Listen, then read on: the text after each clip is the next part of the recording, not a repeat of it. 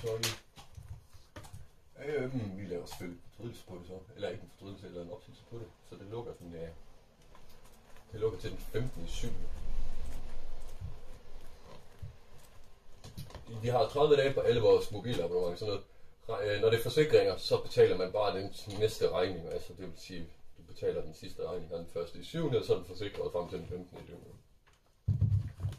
Så i princippet er den opsagt fra den 15.7. Ikke også? Så det er lidt mindre end 30 dage.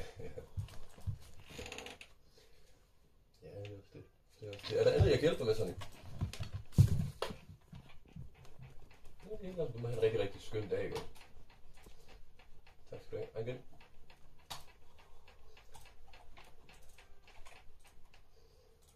Let's smoke a cigarette, man. Nothing is happening. But you see, like, do you see the like people out there?